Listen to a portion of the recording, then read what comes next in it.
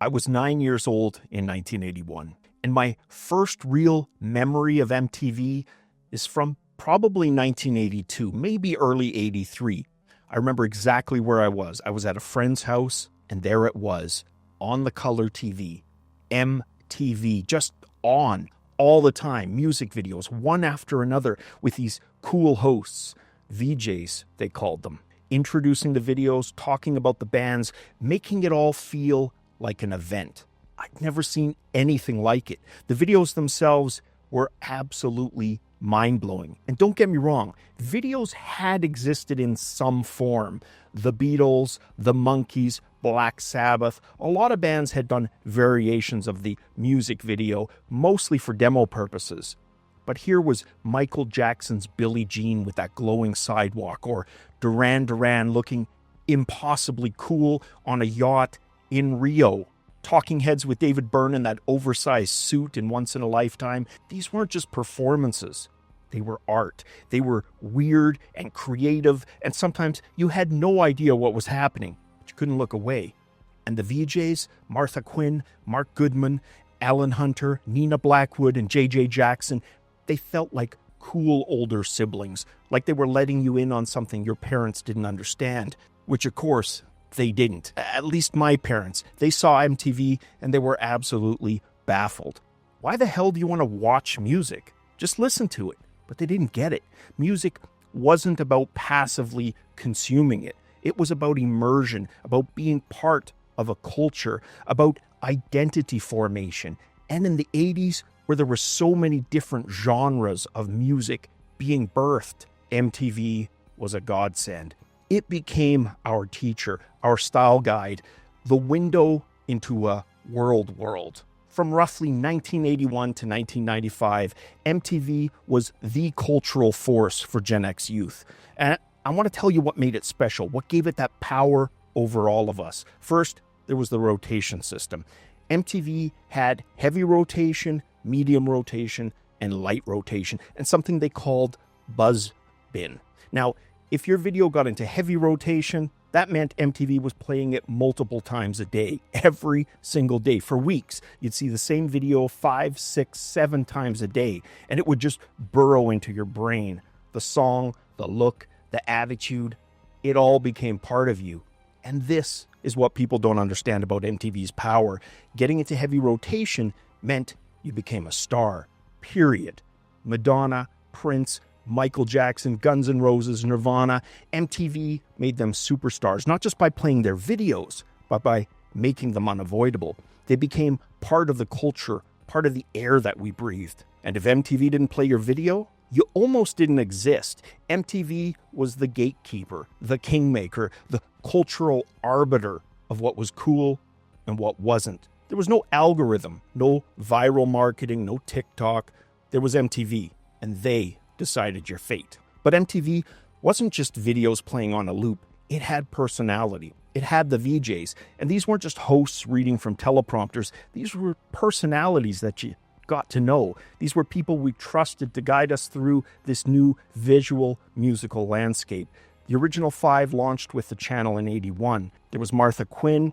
She was like the girl next door, approachable, genuine, fun. The kind of person you felt that you could easily talk to. Then Mark Goodman, the music nerd. He was knowledgeable, passionate, and you could tell that he actually cared about music. Alan Hunter was the smooth-talking Southern charmer. Nina Blackwood brought this edgy rock chick energy with her raspy voice. And J.J. Jackson, well, he was the elder statesman who brought credibility and gravitas. Later, as MTV evolved, others joined and became just as iconic.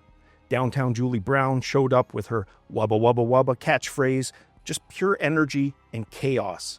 Kennedy came along, sharp, sarcastic, smart, and she didn't take any crap from anyone. Matt Pinfield was like a walking encyclopedia of music knowledge, and Kurt Loder became the voice of MTV News, the authority when music news broke. These people introduced you to music, yep, but they also introduced you how to be, how to talk, how to present yourself, what to care about.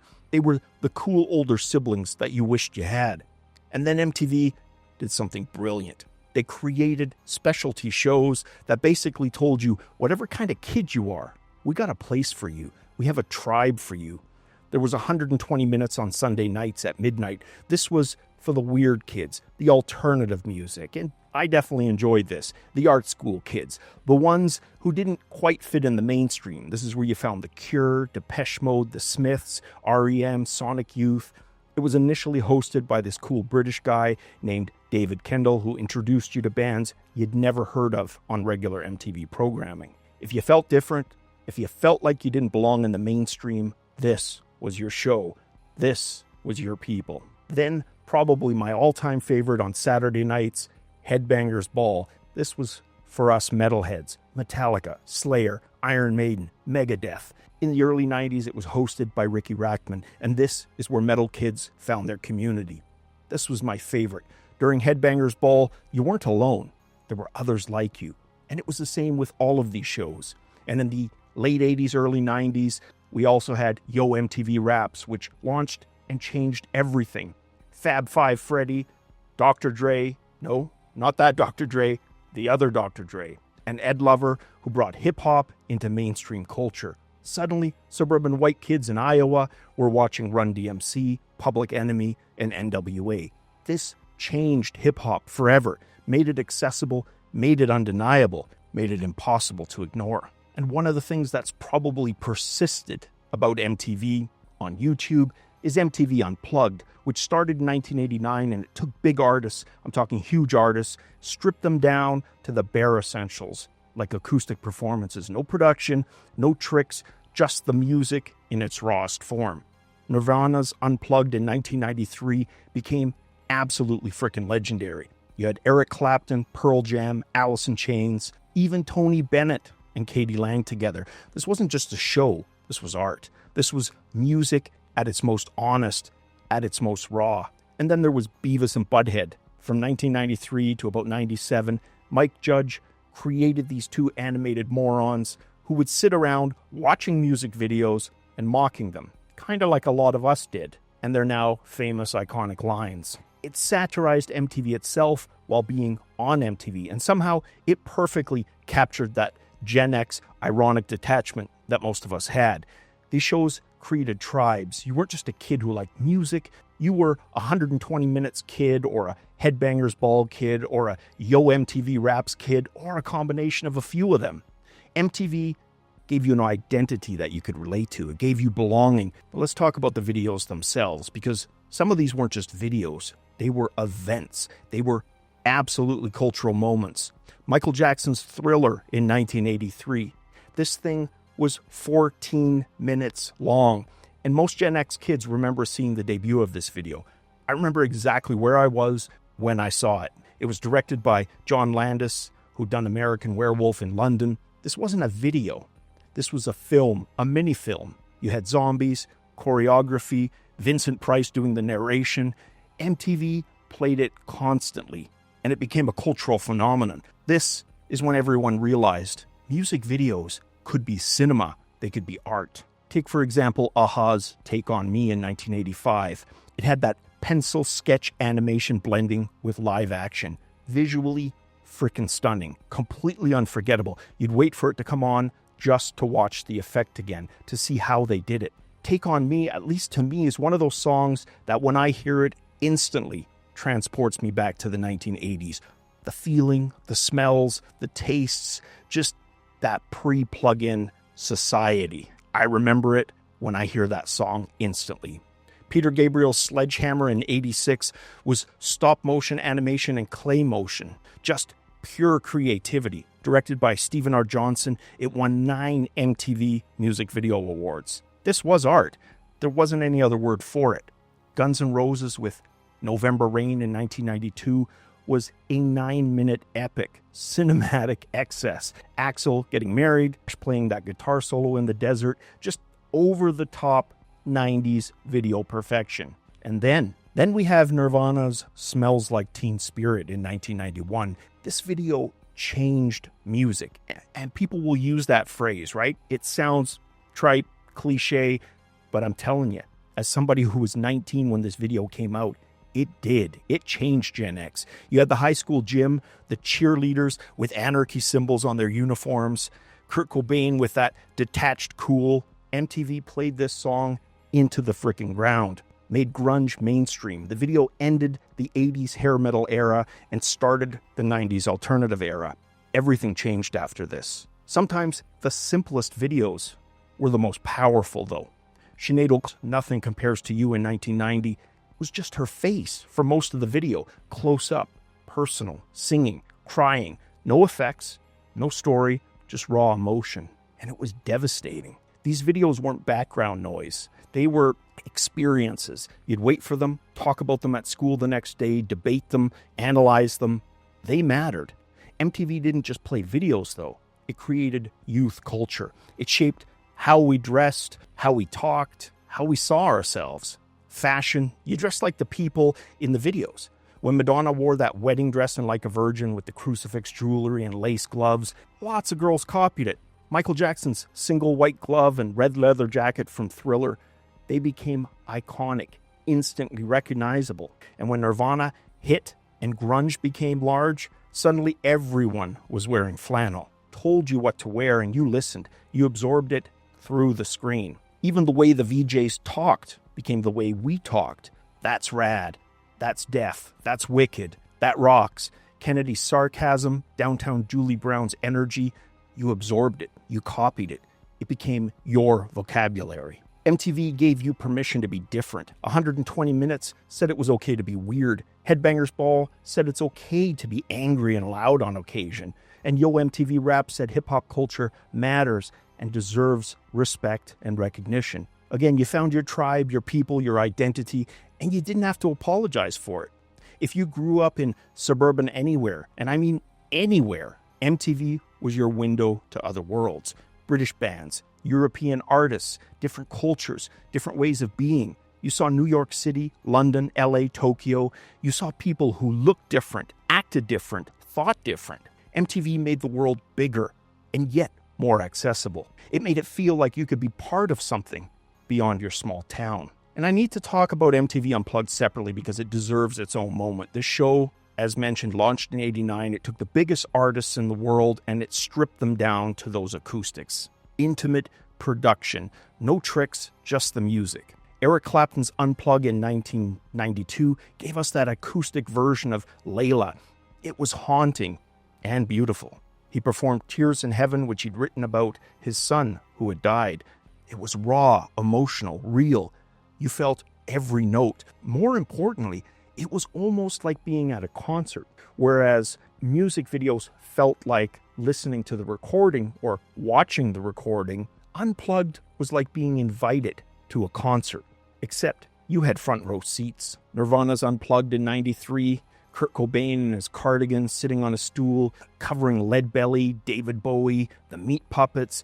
They played All Apologies, About a Girl, and that incredible version of Where Did You Sleep Last Night? This would become Kurt's swan song. He would pass away just a few months later.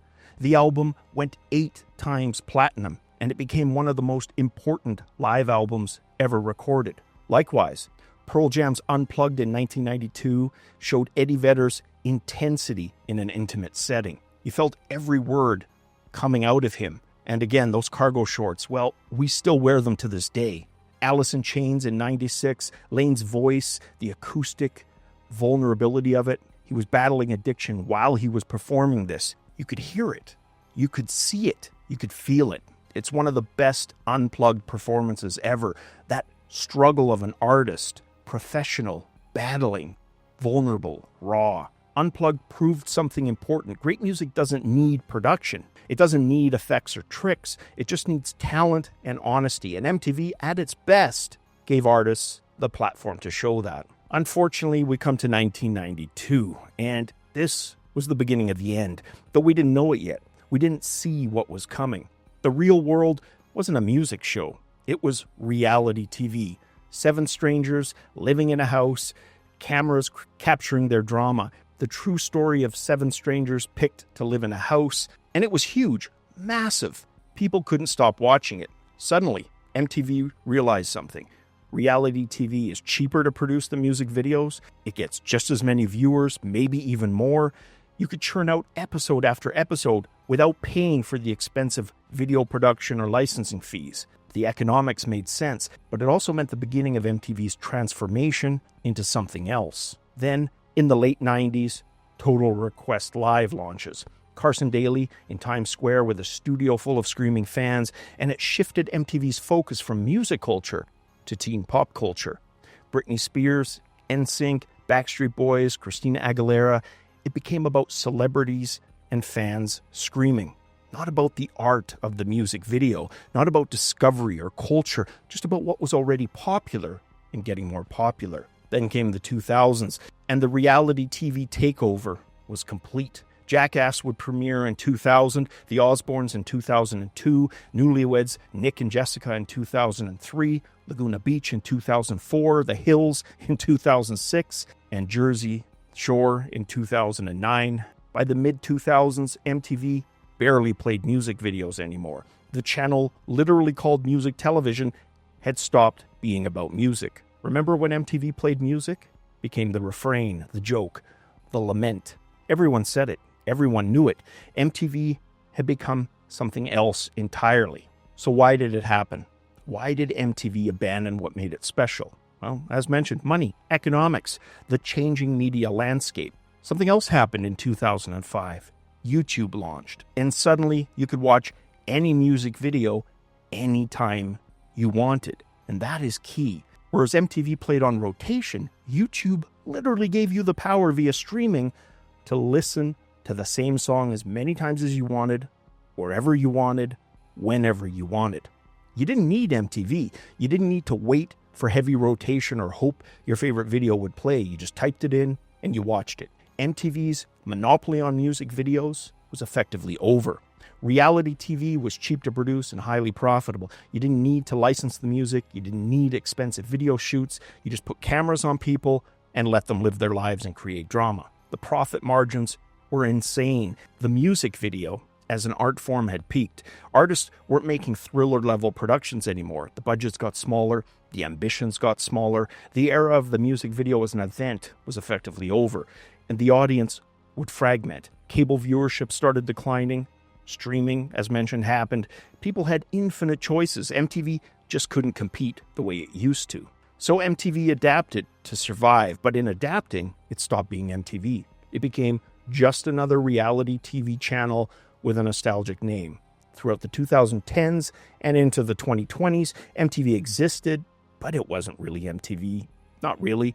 It was a reality shows and reruns and whatever else they could get to fill the airtime. The VJs were gone, the specialty shows were gone, the music videos were gone, the culture was gone. And honestly, most of us Gen X, we'd already moved on, we'd grown up, we had jobs and kids and mortgages, YouTube. We weren't staying up until midnight for 120 minutes anymore. We'd moved on with our lives to streaming and access anytime, anywhere. Some of us going back to vinyl and tape and CDs. And like I said, just embracing streaming in a different direction. But there was still something sad about watching MTV become a zombie, a shell, a brand name with none of the substance that made it matter.